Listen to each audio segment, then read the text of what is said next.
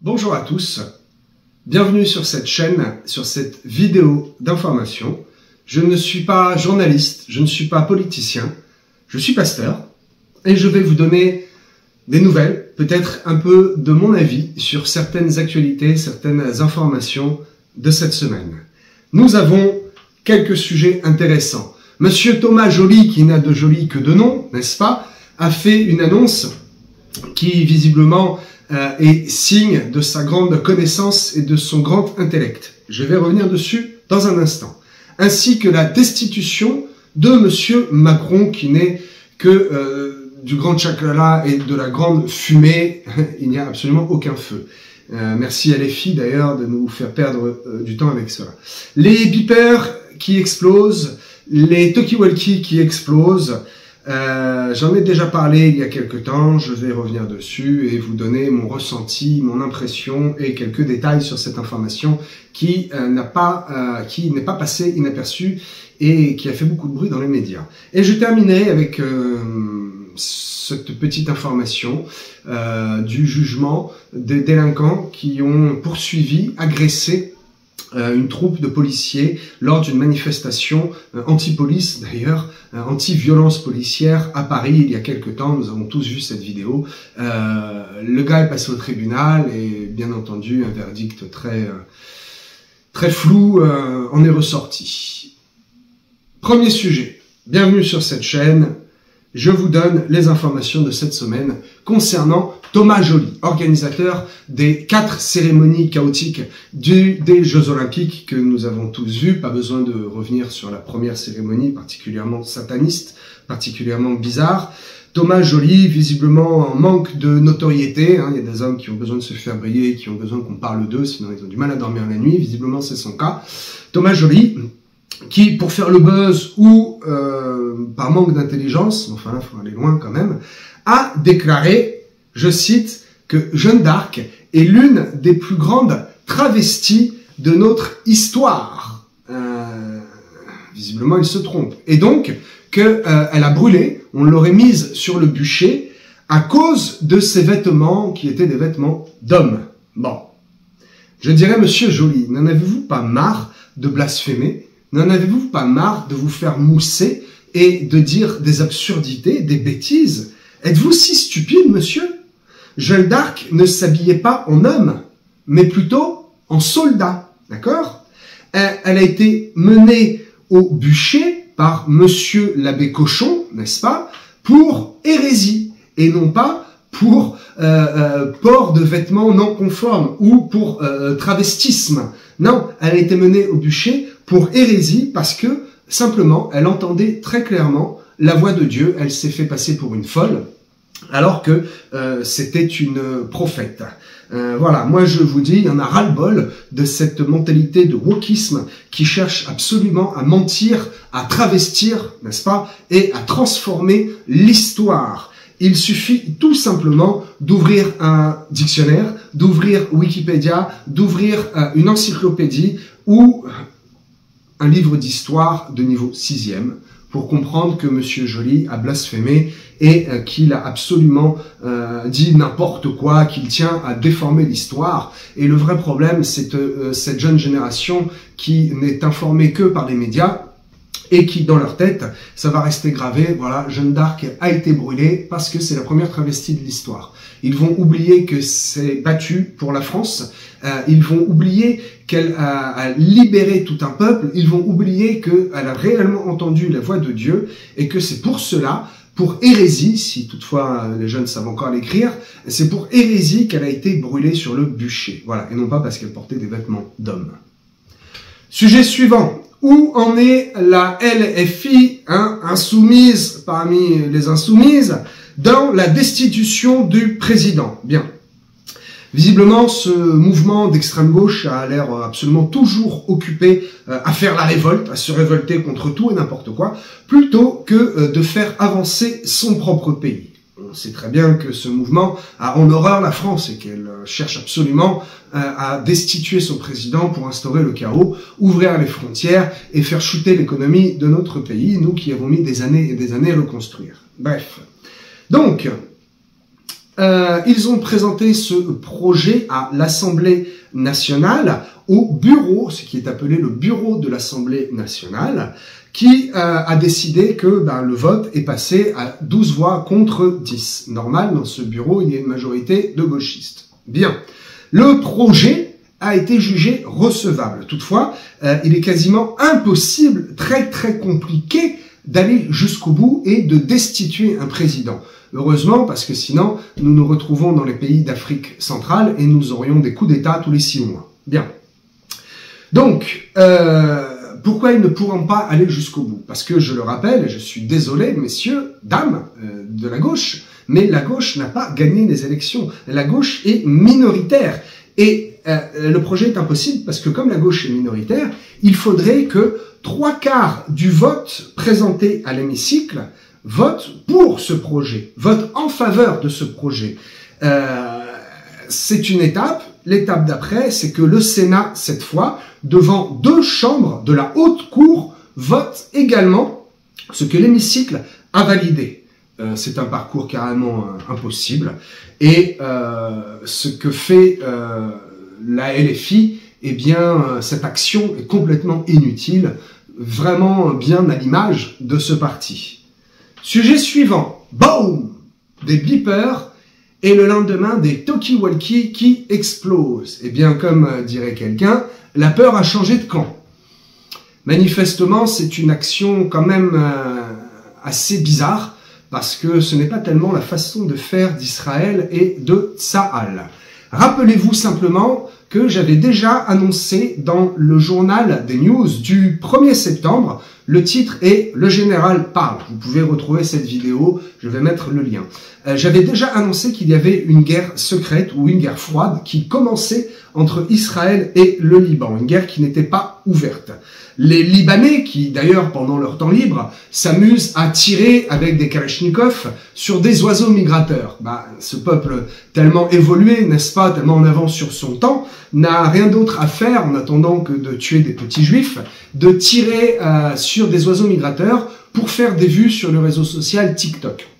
Visiblement, ils découvrent les joies et les débilités des réseaux sociaux, et pour quelques likes, quelques j'aime, ils tirent ouvertement sur des oiseaux qui migrent de l'Europe vers l'Afrique.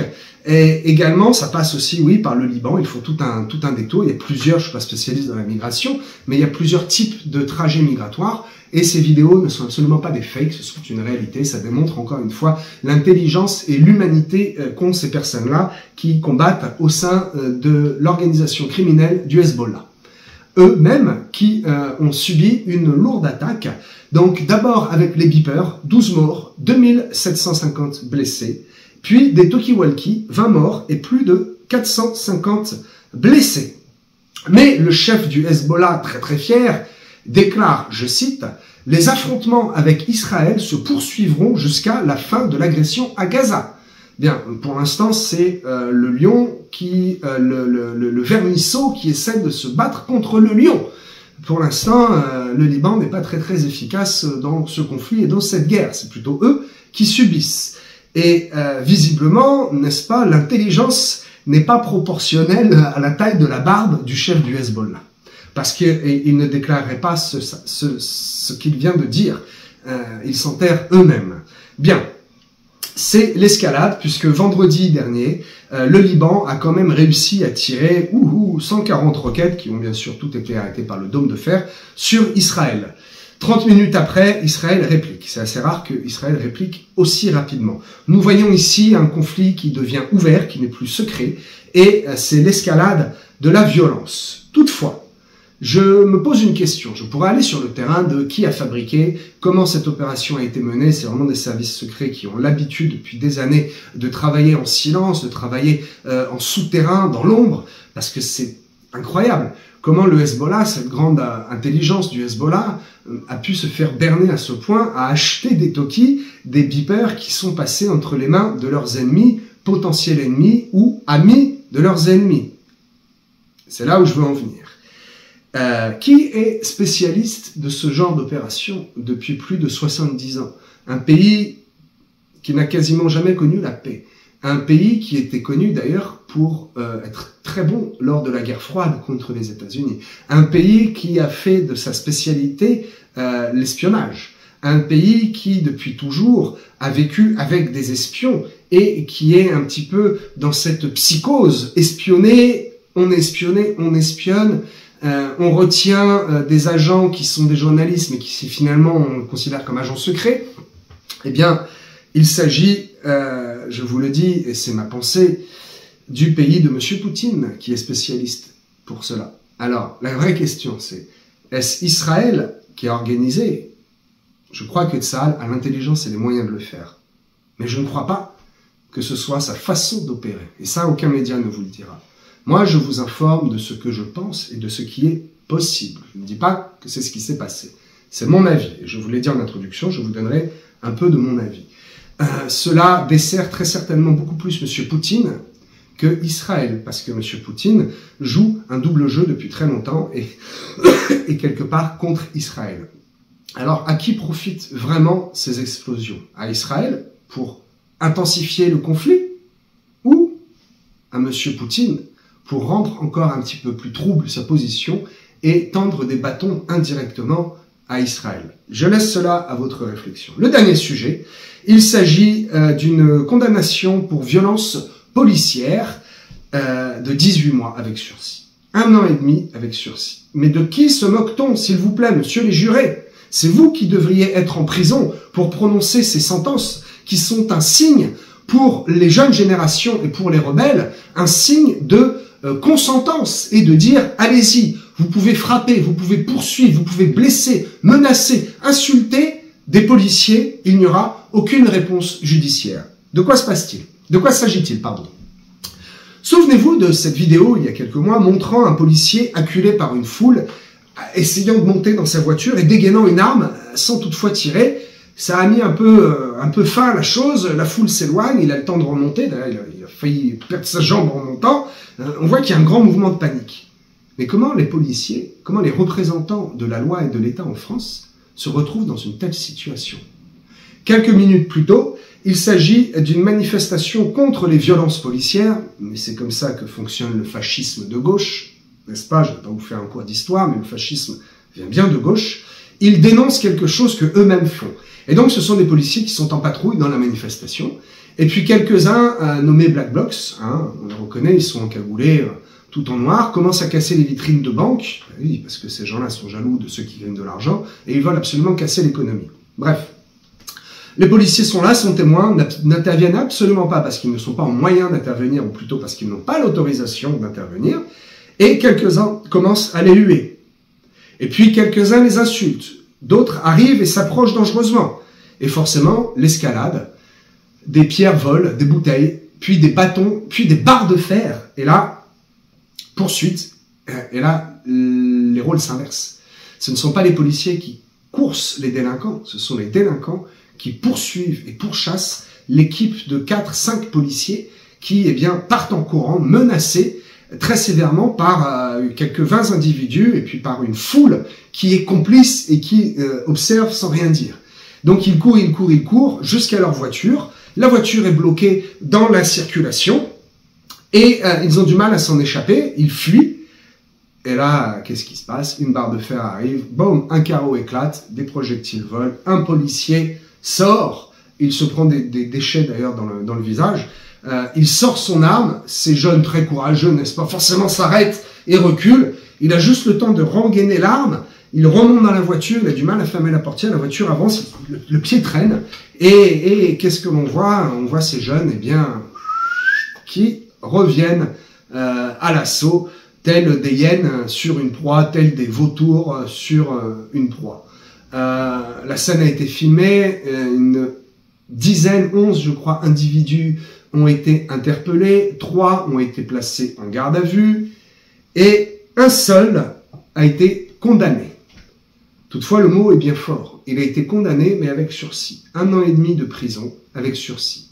Peut-être va-t-il certainement avoir un aménagement de peine avec le bracelet électronique. Nous verrons bien. Enfin, nous ne le saurons pas, de toute façon. Toutefois, cet homme, après avoir poursuivi, menacé de mort la vie d'un policier, la vie d'un père de famille, d'un représentant de la loi, eh bien, la loi elle-même, déclare, monsieur, vous êtes libre, attention qu'on ne vous y reprenne pas. Je vois ici clairement un message où la magistrature de France s'exprime par le biais d'un verdict en disant « Allez-y, mes amis, continuez, embêtez, menacez, tuez la police, nous ne broncherons pas, nous ne dirons rien.